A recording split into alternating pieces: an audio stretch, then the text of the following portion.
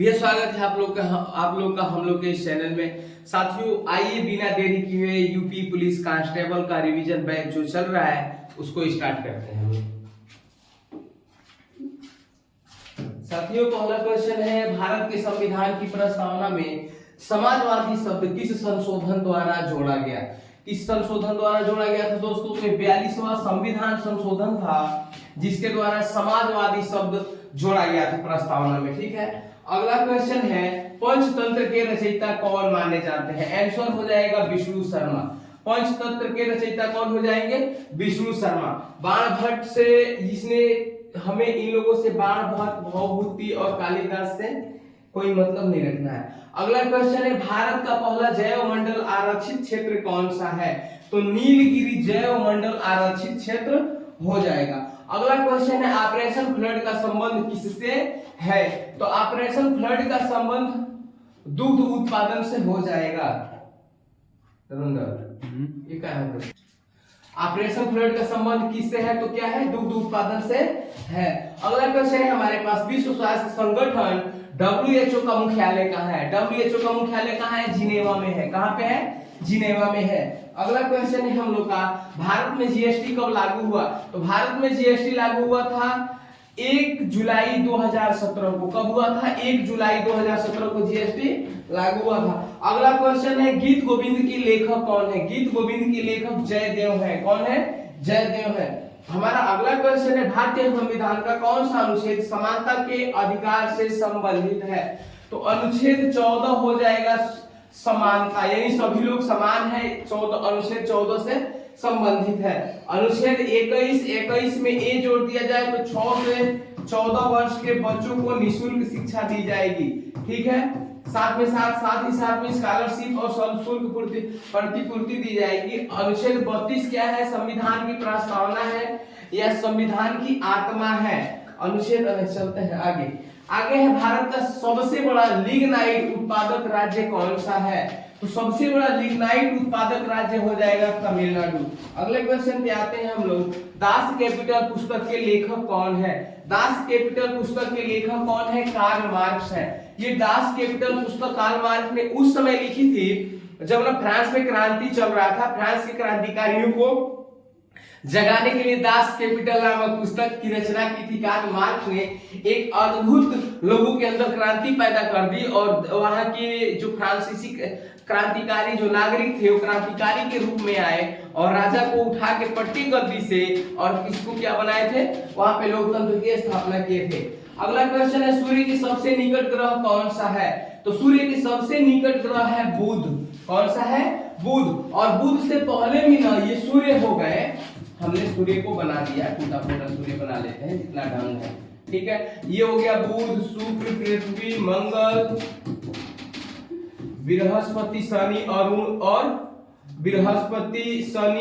अरुण और वरुण। ठीक है, तो ये हो गया बुध। बुध के पहले भी छोटे छोटे ग्रह थे, लेकिन क्या है ना, सूर्य एक तारा है, मतलब धड़कता हुआ आग का एक गोला है ना। पत्रिका का प्रकाशन किसने किया? यंग इंडिया पत्रिका का प्रकाशन ना महात्मा गांधी ने किया था। किसने किया था? महात्मा गांधी ने। महात्मा गांधी थे बूढ़े, लेकिन पत्रिका क्या निकाले थे? Young India. यानी उनके कहने के हिसाब से ये इंडिया क्या यंग है, नौजवान है। नौजवान लोग भारत से अंग्रेजों को भगा सकते हैं, इसके लिए बाल गंगाधर। अगला क्वेश्चन है, भारत का पहला उपग्रह कौन सा था? तो भारत का पहला उपग्रह था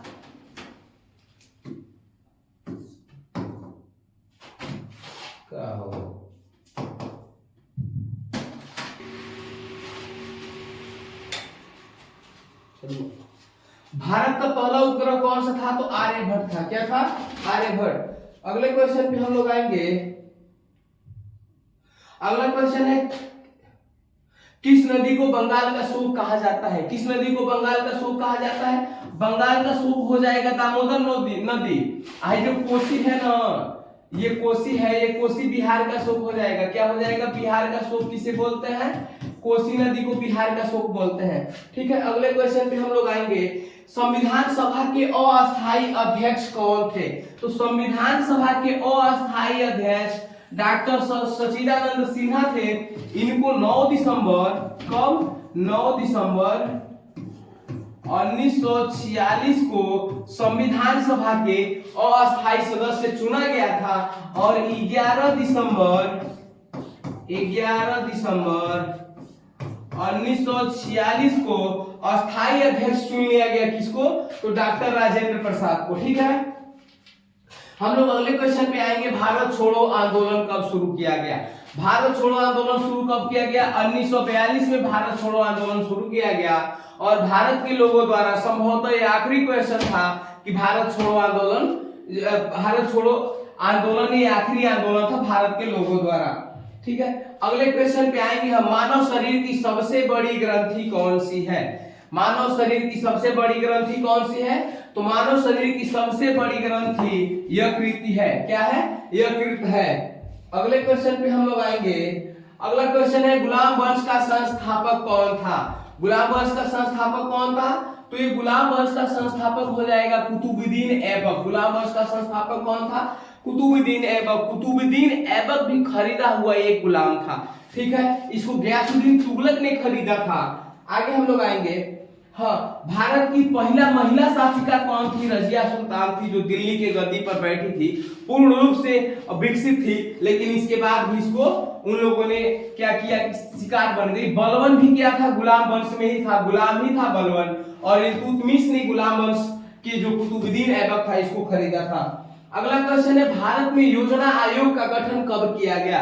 भारत में योजना आयोग का गठन किया गया था 1950 में। योजना आयोग का गठन कब किया गया था? 1950 में। जब केंद्र में नरेंद्र मोदी सरकार आई ना भाजपा ने, तो योजना आयोग को खारिज करके अपने पास रख लिया। ठीक है, हम लोग अगले क्वेश्चन पे आएंगे। जंतर मंतर का निर्माण किसने करवाया था? जंतर मंतर का निर्माण किसने करवाया था? तो सवाई जय सिंह द्वितीय ने करवाया था। सवाई जय सिंह द्वितीय ने क्या करवाया था? तो जंतर मंतर का निर्माण करवाया था। शाहजहां ने क्या करवाया था? तो शाहजहां ने ताजमहल का निर्माण करवाया था। किसके याद में? तो अपनी बेगम मुमताज महल के याद में। औरंगजेब इस पूरे मुगल वंश का सबसे क्रूर शासक था। अकबर पूरे मुगल वंश का सबसे नेक दिल शासक था। अगले क्वेश्चन पे हम लोग आएंगे। संविधान सभा के किस भाग में मौलिक अधिकार दिए गए हैं? संविधान सभा के किस भाग में मौलिक अधिकार दिए गए हैं? तो भाग 3 में मौलिक अधिकार दिए गए हैं। अगला क्वेश्चन है हमारा, भारत की पहली महिला राज्यपाल कौन थी? भारत की पहली महिला राज्यपाल कौन थी? तो हो जाएगा सरोजनी नायडू। सरोजनी नायडू भारत की पहली महिला राज्यपाल थी। किस राज्य की राज्यपाल थी? तो ये उत्तर प्रदेश की राज्यपाल थी। अगले क्वेश्चन पे हम लोग आएंगे। ब्लू रिवॉल्यूशन किससे संबंधित है? ब्लू रिवॉल्यूशन किससे संबंधित है? तो मत्स्य उत्पादन से संबंधित है। ब्लू रिवॉल्यूशन किससे संबंधित है? मत्स्य उत्पादन। ब्लू रिवॉल्यूशन जैसे मछलियां ना पानी में रहती हैं और जल को ब्लू वाटर बोला जाता है, मतलब नीला जल बोला जाता है, जैसे जीवन का सूचक हो जाता है। मेघदूत के लेखक कौन है? मेघदूत के लेखक हो जाएगा कालिदास। कालिदास किसके लेखक है? कालिदास एकदम फेमस रचना है मेघदूतम। मेघदूत दिया है, ठीक है। मेघदूत कालिदास की एकदम प्रसिद्ध रचना है। अगले क्वेश्चन पे आएंगे हम लोग। भारतीय रिजर्व बैंक की स्थापना कब हुई थी? भारतीय रिजर्व बैंक की स्थापना हुई थी 1935 में। कब हुई थी? 1935 में। एक एक्ट आया था, अधिनियम 1935। इसी अधिनियम के तहत भारत के लोगों ने भारतीय रिजर्व बैंक की स्थापना की थी और इसी अधिनियम से हमारे संविधान में अनेकों मतलब धाराएं ली गई हैं, एक्ट ली गई हैं। ठीक है, हम लोग अगले क्वेश्चन पे आएंगे। विश्व का सबसे बड़ा महासागर कौन सा है? विश्व का सबसे बड़ा महासागर कौन सा है? तो हिंद महासागर। एक मिनट, विश्व का सबसे बड़ा महासागर होगा प्रशांत महासागर। विश्व का सबसे बड़ा महासागर कौन सा होगा? तो प्रशांत महासागर होगा। वैसे कुछ वैज्ञानिक लोग बोलते हैं ना कि उल्का पिंड जब गिरा था ना धरती पे, तो उसी का गड्ढा है ये प्रशांत महासागर। हिंद महासागर हमारे भारत के निचले वाले हिस्से में है हिंद महासागर। यहाँ पे है, यहाँ पे अरब की खाड़ी है और इसके नीचे में हमारा बे ऑफ बंगाल है, बंगाल की खाड़ी। यानी हमारा भारत 3 ओर से घिरा हुआ है। आर्कटिक से हमें मतलब नहीं है और अंटार्कटिक ऊपर और नीचे का पार्ट है। ठीक है, अगले क्वेश्चन पे हम लोग आएंगे। नाइट्रोजन स्थिरीकरण में कौन सा जीवाणु प्रमुख है? नाइट्रोजन स्थिरीकरण में कौन सा जीवाणु प्रमुख है? तो राइजोबियम हो जाएगा। क्या हो जाएगा? राइजोबियम। 28 नंबर क्वेश्चन पे आएंगे। भारतीय संविधान के किस अनुच्छेद में राष्ट्रपति शासन का प्रावधान है? किस अनुच्छेद में राष्ट्रपति शासन का प्रावधान है? वो 356 में। इसमें क्या हो जाएगा, राष्ट्रपति राज्यपाल के परामर्श से ना 356 लगा के, और वहां का क्या है, मुख्यमंत्री है, तो वहां के मुख्यमंत्री का शासन खारिज करके और किसको बना दिया जाता है वहां का शासक? राज्यपाल वहां पे प्रधानमंत्री, राज्यपाल वहां पे राष्ट्रपति के सहायता से प्रशासक के रूप में कार्य करता है। यानी हम लोग उसको बोलते हैं कि राष्ट्रपति शासन लग गया है, नहीं राष्ट्रपति का आदमी उसमें होता है। संयुक्त राष्ट्र दिवस कब मनाया जाता है? संयुक्त राष्ट्र दिवस ना 24 अक्टूबर को मनाया जाता है। संयुक्त राष्ट्र की स्थापना कब हुई?